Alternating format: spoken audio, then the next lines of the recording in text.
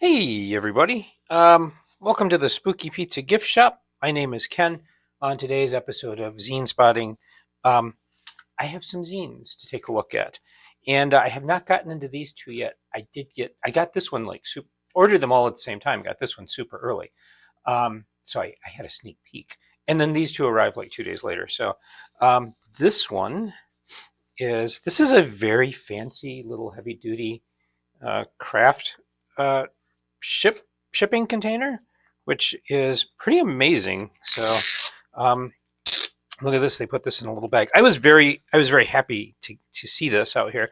This is a do-it-yourself printmaking lino intaglio stamps. This is a how to do it zine number 2 by Kelsey Pike. Thank you, Kelsey, for making this. They apparently have a website at sustainablepapercraft.com. I will put a link to that in this video so that you don't have to type things. Sustainable Paper and Craft, and this is Xeroxed. It has a zine-y feel to it. The stapling isn't perfect. The cut paper isn't perfect. I just love it. I'm wondering if this was made on like a 11-inch paper. I don't know. Anyway. But this is all about printmaking. When I was in 6th grade art class, we learned how to do linoleum block carving and linoleum block printing, which I would love to get back into. And I have done some experimenting with, do they have it in here? Quick stamps. I've used like erasers because at the beginning of the school year, before the school year starts, erasers go on sale dirt cheap, and I've experimented with some of that. And when I send out my zines, I have a little monkey stamp that I always put on the envelope. He's kind of sleeping or meditating. I call him the meditative monkey or the serene simian. But I love this because it does give you very step-by-step instructions. It tells you exactly what you're going to need. Goes through step by step. Different things that you can try, like printing on fabric or printing on colored paper. So yeah, this is a cool little zine, and I'm very excited. I need to figure out an alternative to a linoleum substrate because the linoleum blocks are pretty expensive. So until I get really good at that kind of thing, I need to figure out a substitute for it. But this is exciting. And then I love this. Here are quick stamps where you can use all sorts of different things like,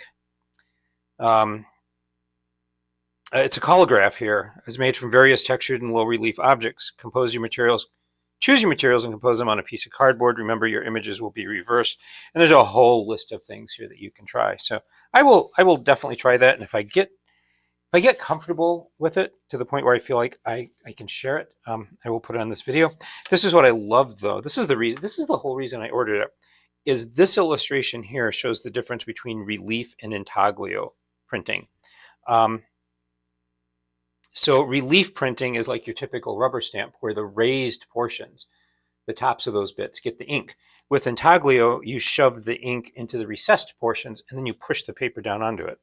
So this is like the best description of that I've ever seen. So I'm very excited to try some of these things. Again, this is a DIY printmaking by Kelsey Pike. This is a how to do it zine number 2, and their website is sustainablepapercraft.com.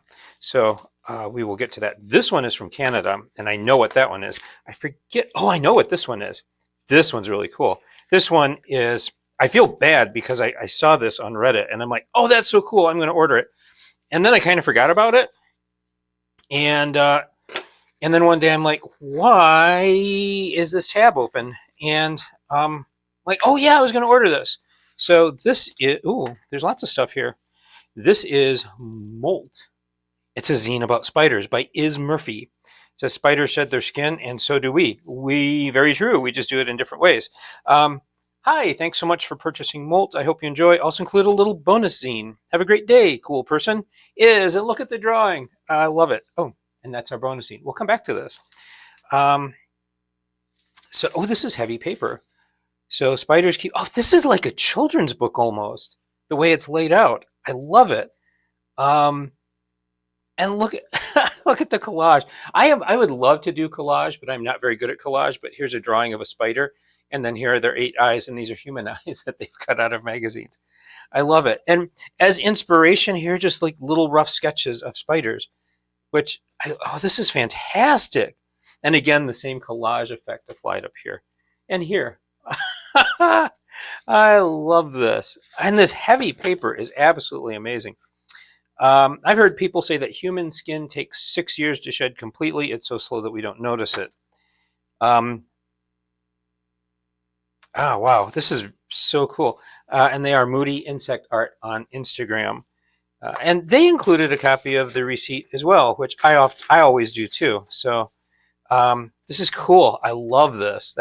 And I love spiders. If you're on Reddit, there's a spiders subreddit that I highly recommend. And if you don't like spiders, I also recommend that because so many people have been able to get over arachnophobia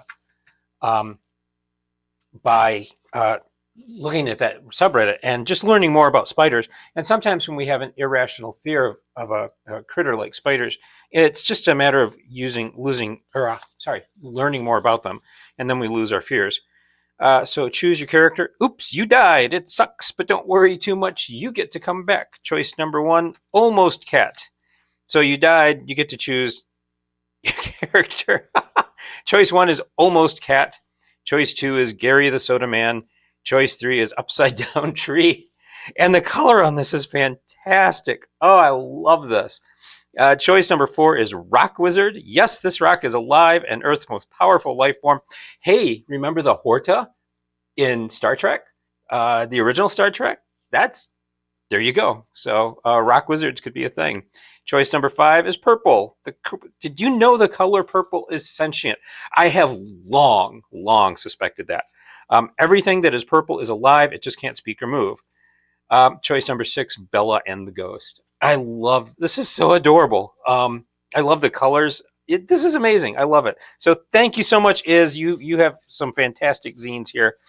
I love this. I'm going to put links to their Etsy shops in this video as well. And then the last one I have, this is from Ryan in Ontario. Kingston. Yeah, so just across the border from me. I actually have a colleague who's from Kingston. And had I known, I could have just had him pick this up on his weekends home. So this is, I've been aware of Ryan's work, and I've been meaning to order something from him for a while now. This is Celebrity Crushes of My Childhood, a Pocket Thoughts zine. And I've been on several subreddits like 70s and all of that, which are very nostalgia filled. Which is one of the reasons I love this. And I remember having televisions like this. And they came with a remote because 7-year-old me was the remote. So I was a kid of the 80s and 90s. Hey, I was a kid of the 70s and 80s. So yeah, I kind of get that. So Brittany, I don't know who Brittany was. Princess Adora. Can you keep in mind this is Canadian, so there might be some thing. Oh, wait, no. Oh, yeah, Princess Adora. She was from He-Man. Yeah, that's right. Oh, Brittany was Chipmunk Adventures. Oh, see, he does tell. So I'm aware of these cartoons. I watched He-Man. I was a little old for it, but I remember watching episodes of it and thinking, wow, this had been around when I was 8 years old. I would have really been great on it. Chipmunk Adventures, I remember that. Blossom. Blossom. I remember that show today on a very special episode of Blossom. B. Arthur, Dorothy Zabornak.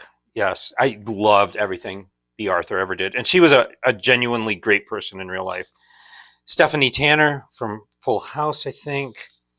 Miss Elizabeth, the First Lady of the World Wrestling Federation. Miss Yvonne. Kelly Kapowski. Yeah, a lot of this is after my time. But Lydia Dietz, that's from Beetlejuice. Yes. So, which is a fantastic movie. I need to see the sequel. So Childhood Pictures of Ryan. Yeah. And so you can complete your collection at pocketthoughts.etsy.com. He has a ton of stuff that's really cool. So he also threw in he's great at promoting himself, and this is something I need to learn too. Here's a code that I can use. I'm not going to give you that because you didn't buy this, but I can save 15% off my next order of 2 items or more. Pocket Thoughts. Here's a QR code. That's cool. And here's like Pocket Thoughts zines. Oh, see, and here he is. But what's a zine? It's a little Pocket Thoughts mini sampler zine. So this is kind of cool. I love this. And I just love, I am not a very great person with graphics when it comes to creating zines. I can barely do color. And this is very inspiring to me because all of these have great graphics in them. Good use of color, like in this one. And definitely Ryan is doing some great work here. So zines are community, will buy anything. I love putting fake advertisements in my zines, poking fun at how ridiculous it all is. Yes, ads exist to sell us stuff we don't need. And that is one thing that I agree with. And I hate ads. I completely hate ads. I hate ads for big commercial things from companies that don't need my money, but act like they do. But I don't mind ads from small companies and individuals who probably do need my money, and I need what they are selling. So this is amazing that he fits so many different covers in this. So he is putting a lot of time into this. So is. Thank you so much for creating this. I love the little spiders. This is definitely like sketchbook material, which is kind of inspiring me to draw more because I don't draw nearly enough. And thank you so much, Kelsey, because this is amazing as well. And I love this paper. It's tan with like little flecks in it, which is great. So yeah, I love all of these. I'm going to get links up in the video and down below in the show notes. And yeah, I highly recommend getting any or all of these zines. So thank you so much for being here with me on Zinespotting. If you have zines you'd like to share, please send me an email or drop a comment, and I will go take a look. So thank you so much. See you next time. And that's it. Thank you so much for joining me here at the Spooky Pizza Gift Shop for another episode of Zinespotting. Please feel free to like or subscribe. Please note down in the show notes there is an address if you would like me to review your zine, whether it's a physical or a digital zine. Please go ahead and send it to me.